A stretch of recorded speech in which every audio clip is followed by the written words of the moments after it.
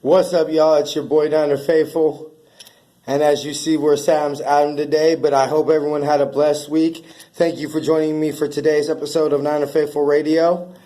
We have Niner football finally back in our lives, y'all. Oh, can we just take a moment to say amen and be thankful that football is back, albeit preseason, but still, it's so good to have football back in our lives. Today we're going to go ahead and we're going to keep this video semi-short today. And since it's just me and I don't really feel like talking for an hour just myself. But we're going to go ahead and go over a couple players to watch, some concerns that I had about the game, and also my thoughts about how we look. So why don't we just go ahead and jump right into it.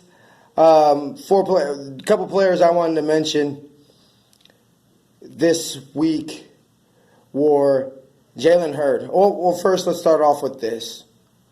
We'll go ahead and start with the players who did not play yesterday. Of course, Facebook wants to be retarded. Of course. But, okay, here we go. So, yesterday not playing were Jason Ferrett, Jimmy Ward, K'Wan Williams, Richard Sherman, Jaquaski Tart, Malcolm Smith, Fred Warner, D. Ford, Quan Alexander, Eric Armstead, Nick Bosa, Ronnie Blair, DeForest Buckner, Jimmy Garoppolo, Marquise Goodwin, Trent Taylor, who we'll get into in a second, Matt Breida, Tevin Coleman, Jerick McKinnon, Jeff Wilson, Kyle Juszczyk, Ben Garland, Joshua Garnett, Mike Person, Mike McGlinchey, Joe Staley, Lincoln Tomlinson, and George Kittle. So basically, essentially, all our starters pretty much. So Trent Taylor was discovered on Thursday's practice. He had I believe it was called a Jones fracture, which I'm not exactly know the difference between a Jones fracture and just a normal fracture, but it was discovered that he has a Jones fracture in his foot. He was underwent surgery and had a screw put in his foot, and he'll be out 4 to 6 weeks. Kyle Shanahan said they're not depending on him being ready for week 1, but they're hopeful that he could be ready for week 1. And if that's not bad enough, Sean Coleman left the game with an ankle injury in the first quarter. He was put in an air cast on the field and then carted off to the field. It's been confirmed it's a broken fibula and a dislocated ankle. He will be out for the 2019 season. That's a big blow because that's our swing tackle. And so, a swing tackle, everybody says, oh, well, yeah, he's a backup. Yeah, well, we all know the saying in the NFL, a backup's only one play away from being the starter. So that and to top it all off, not only did we lose Sean Coleman, but DJ Jones left the game with a knee injury. Najee Turan left with a hand. Marcel Harris left with a concussion, and Raheem Mostert also left with a concussion. So that's we have no updates as far as any. No updates as far as any of the injuries except for Sean Coleman. But it's expected that none of them are going to be too serious. Obviously, with concussions, you never know. It's not like they really have a timetable. Each person is different.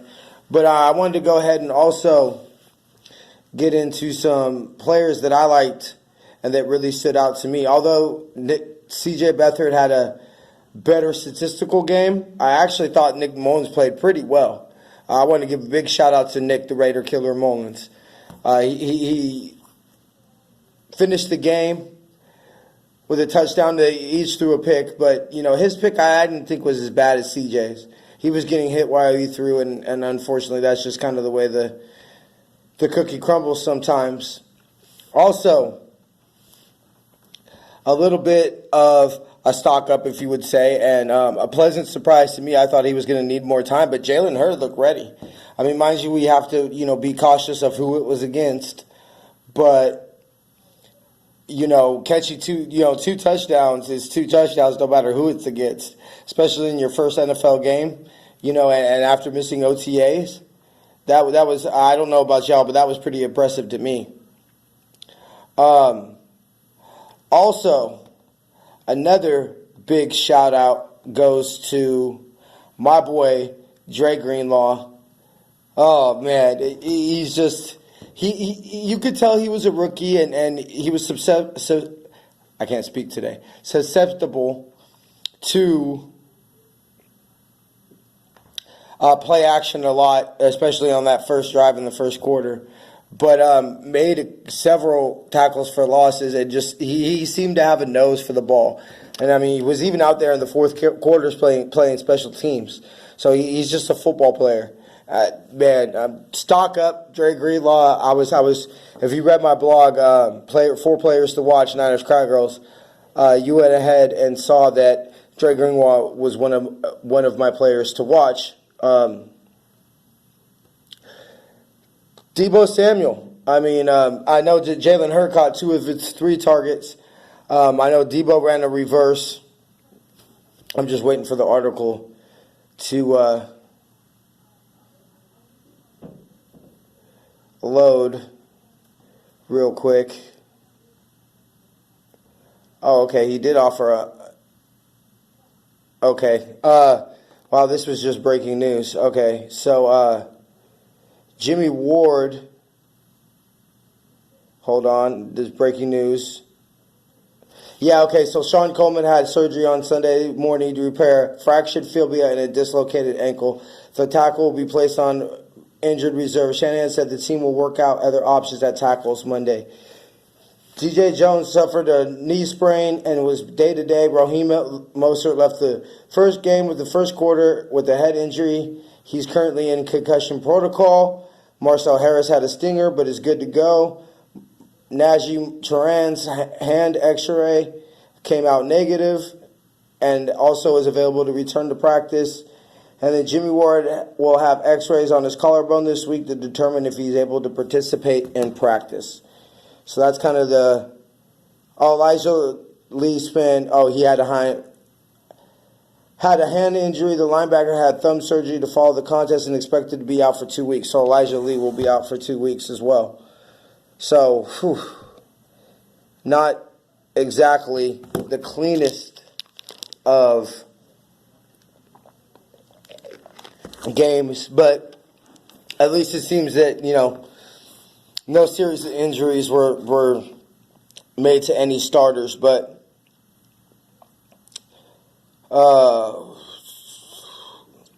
okay, here we go. Penalties haunted us. We'll get to that in a second.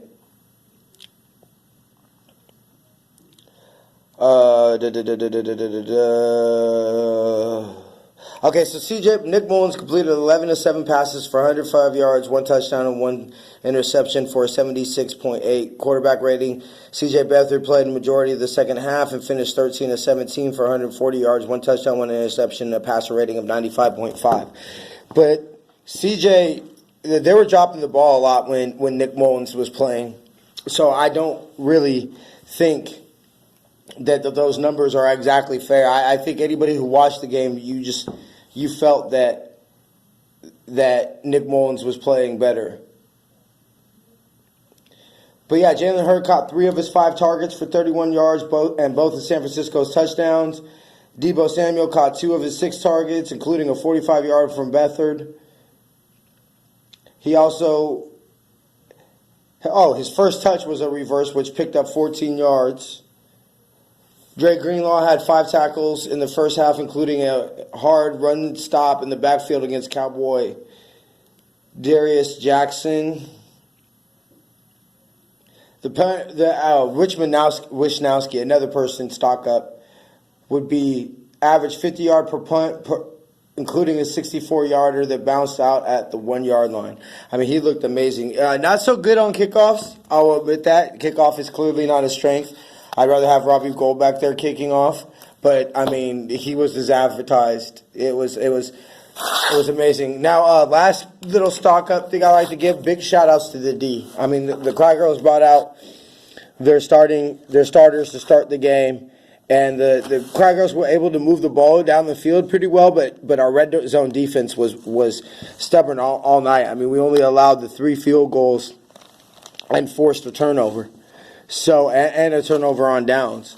So it was clearly the defense. The defensive line started to put on pressure towards the end when the backups, third stringers were in. But it was good to see them at least generate pressure. I mean, I remember last year our third stringers couldn't even get pressure. So it's good to see, the third stringers getting pressure. And obviously a lot of our first stringers were held out of action. So, take with it a grain of salt. But now to some things that concern me. I mean, I thought a lot of those penalty calls were BS. That was not pass interference on Dante Johnson. I am extremely angry that Adrian Colbert was kicked out of the game. I mean, I don't think he really lowered his head, and he didn't make contact with the head. He hit him in his chest. So unless I'm misinterpreting the rule, that to me seemed like a clean hit. I mean, it was a bang-bang play. It's just I feel so bad for AC. I really do. I mean, he was just trying to make a play. He separated the receiver from the ball.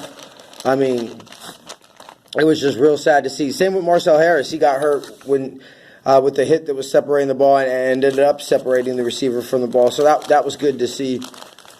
But also, the 18 penalties, regardless of whether they were BS or not, that's way too many, especially when the Cry Girls only got 5. That's definitely pretty concerning to me. Well, we definitely need to clean that up. I understand it's first preseason game, but to spin it in a positive way, I'm not saying that I want us to get 18 penalties, but to spin it in a positive way, I am proud of us for able to come over those 18 penalties and still come up with a victory. I'm extremely proud of the Niners. We're going to go ahead and get up out of here today. Like I said, we're going to keep this video here pretty short. We should be able to figure out here pretty quickly either a temporary co-host while we figure out how to stream Adam and I in separate locations, or we are able to find an alternative to Google Hangouts on air. But before we get out of here today, shop Niner Faithful Radio for officially licensed gear from 49ershop.com, NFLshop.com, Fanatics.com, and much more. Visit NinerFaithfulRadio.com/shop or like us on Facebook, Instagram, or Twitter. Use the promo code NinerFaithfulRadio to save on all ticket purchases, theater, concert, and sporting events as well. That promo code again is Niner Faithful Radio, and the website is SeatGiant.com. Join our Patreon's reward program for as little as $1 a month. You can get special perks like 10% off a Niner Faithful Radio shop, and invite to join Adam and I on a segment of Niner Faithful Radio, and much more. Visit patreon.com/Niner Faithful Radio, or visit our YouTube channel or NinerFaithfulRadio.com. Niner Faithful Radio is trying to monetize YouTube. So in order to help with that, we decided to let one lucky subscriber not only go to a Niner game this season, or whenever we are able to do this, but also get an invite to Empire Row for a tailgate and a ticket to the Nine Museum at Levi's. To be eligible to win, all you have to do is subscribe and watch Niner Faithful Radio every week. The winner will be announced on the first show after we hit 4,200 watch minutes and 1,200 subscribers. Want to ask Adam or I a question? Go ahead and join us on our Fan Interaction Tuesday, live on Castbox every Tuesday at 5 p.m. Pacific. Participate in our weekly poll for prizes. Each week on Facebook and Twitter, we have a weekly poll question where all you have to do to win is vote. Visit NinerFaithfulRadio.com to visit all our blogs, to read all our blogs. From Nothing But Niners and Sports Elite, get show notes and view all our advertising and sponsorship packages, as well as events we will be attending. If you're listening to us as a podcast on iTunes, Spotify, Spreaker, Google Play Music, Google Podcast, Stitcher, Blueberry, or TuneIn, please subscribe and give us a 5-star review if you feel we deserve it. It really helps out the show.